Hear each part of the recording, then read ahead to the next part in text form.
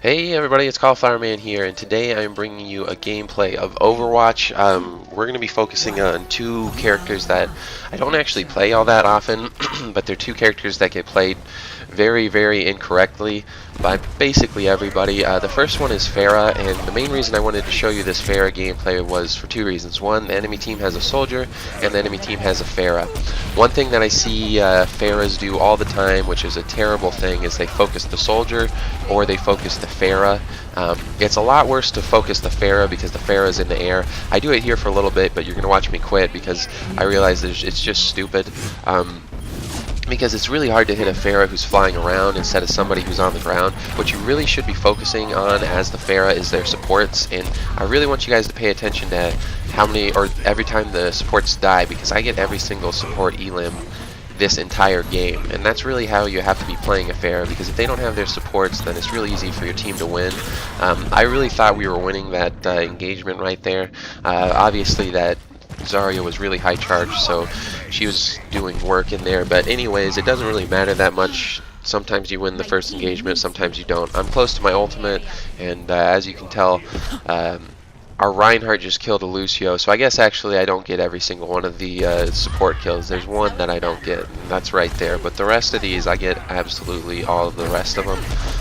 And that's really what you need to be doing as a Pharah. You're a flanker who is specifically designed to take out those support, and by taking out the support, it makes it really hard for them to build up ultimate charge. Obviously the enemy team doesn't get any healing, and if they do have ultimates and you're killing the support before they get to use them, then you're just wasting, you know, all their hard work on gaining that ultimate charge. But you'll notice here, another thing that I do is I stay near walls so that if that soldier engages me, I just drop down and grab a health, and then I flank over to a new area.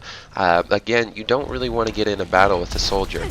Any battle with a soldier, it's like a 50-50 chance on who's going to win. He actually probably has a slight advantage, but to be honest, soldier's not superb against a Pharah. It's maybe he's got a 60-40 chance to beat me, and then that Pharah, it's obviously a 50-50 chance, so don't get in those battles. If I battle a Lucio, it's like a 95% chance I'm going to kill him. If I battle the Mercy, it's like a 100% chance I'm going to kill them. At least they're not going to kill me in return. Obviously, they can try and get away, but that's the type of battles you want to get into. You want to get into battles where the odds are in your favor. It's just like Hunger Games, guys.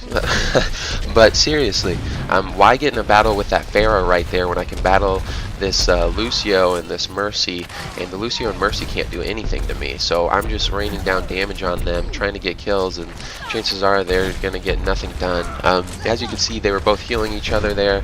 That's another good thing though too. If you get the Mercy healing the Lucio, then the rest of the team's not getting healed, so your teammates have basically free reign on the enemy team. But again, I'm just staying near this wall. That soldier starts attacking me, so I get to a spot where he can't hit me as easily. That Lucio comes out here, so I just focus him down, get the kill on him.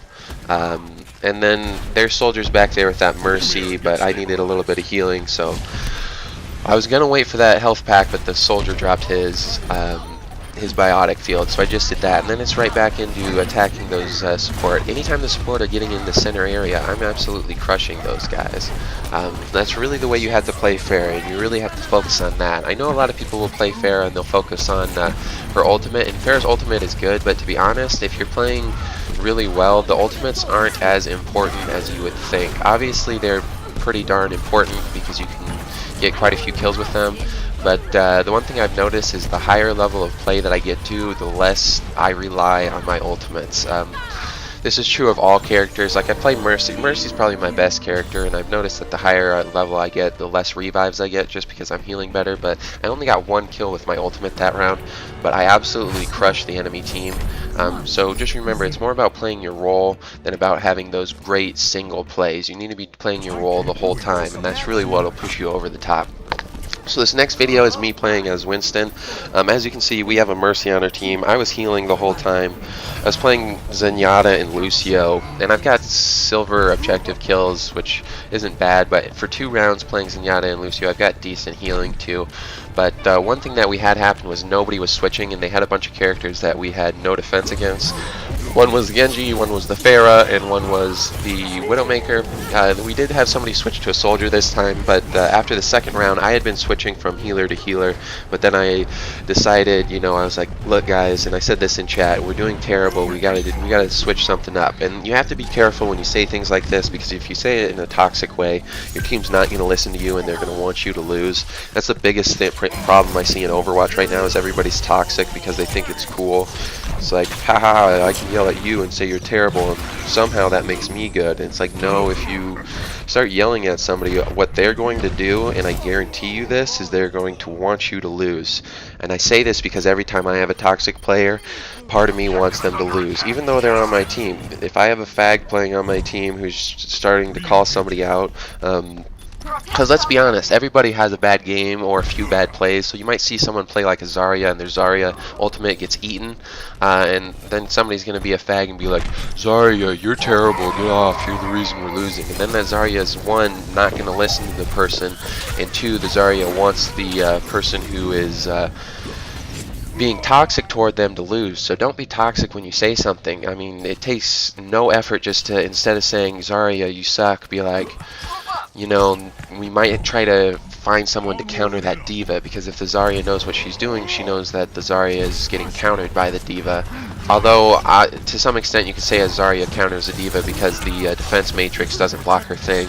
But you always have to say it. You have to say it in a way that's not going to make everyone on your team want you to lose. And you'd be surprised, almost nobody does this on Overwatch. Like, it's a bunch of like little girls playing it or something who have temper tantrums all day. It gets real old. Just quit having a temper tantrum and grow a pair of balls and just say, hey, look guys, it's not working. You know, don't go into a goddamn hysterical fit and start having your period all over everybody's face. Just grow up and say, look, it's not working, and say it in a calm manner and in a way that you're not being a little bitch to everybody. But if you notice here, as I'm playing Winston, what I do is I keep focusing down the small characters. As Winston, you don't engage tanks. Like this Roadhog keeps attacking me, and I'll just back out and try and heal myself or jump out of there. But then I focus up and I go straight on their little squishies. And the squishies they have, it's Mercy, it's Genji, it's Widowmaker, and it's Pharah. And all of these characters have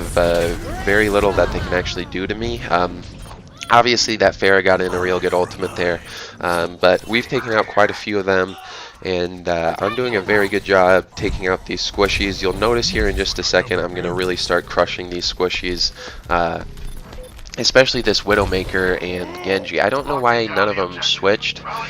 This goes back to like at the beginning nobody was switching. I would almost assume somebody's saying, you know, that Winston's killing us guys, or they're being really bitchy and they're really being toxic, because that seems to be what happens when nobody switches, is everyone's being toxic. So if you're ever on a team and you need a team switch, just don't be toxic. Just be like, hey, you know, if you've only got one tank, be like, hey, we need another tank or we're not going to get anywhere. And if you're not playing a tank, even if you're playing a healer and you're like the second healer, switch off healer, because maybe the people on your team don't know how to play tank. Just always try to play for your team. I don't know why everyone, and this happens more at high levels, everyone likes to pretend that the diamond levels are way smarter and they're less toxic, and that's a complete lie. I started off at gold, and I don't think I ever touched silver, but I don't think it shows you the lowest that you ever went, but I was pretty goddamn low, and people at that level, they were never toxic, well, not never toxic, but they were toxic far less. It seems like every match in diamond, if you're losing, people are getting toxic. And also nobody switches, and this happens way more at diamond level than it does at gold. If you're at gold, people will switch, and I think it's because they don't feel as entitled. But at diamond, people are like, oh yeah, I'm a diamond tracer main, so I'm gonna be tracer no matter what, even if they have a Pharah who I can't do anything against. And it's like, just switch and be someone who's useful for your team. The whole point of playing ranked is to win, so quit playing for yourself and start playing for your team. But anyways, as you can see, with any sort of flank character, it's all about initiating and choosing the right targets.